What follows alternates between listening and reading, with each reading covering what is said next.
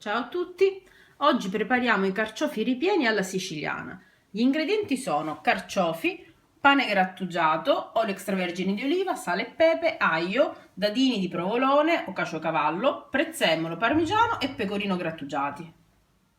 Pulire i carciofi, eliminare il gambo e iniziare a togliere le foglie più esterne. Eliminare l'estremità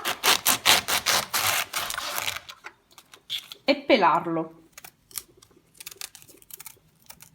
Allargare piano il carciofo con le dita in modo da raggiungere la parte centrale. A questo punto rimuovere con un coltello la barbetta interna.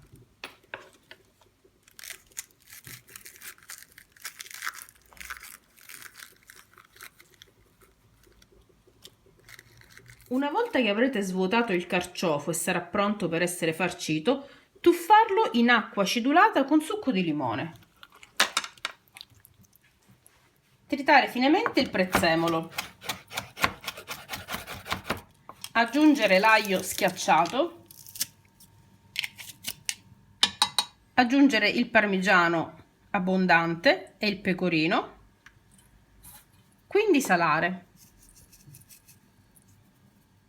Adesso unire tanto olio quanto necessario a ottenere un impasto sgranato ma soffice.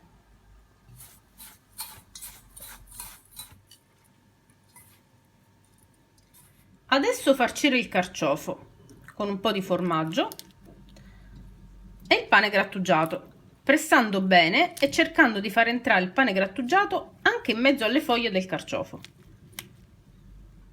Una volta farcito, mettetelo in un tegame con un filo di olio.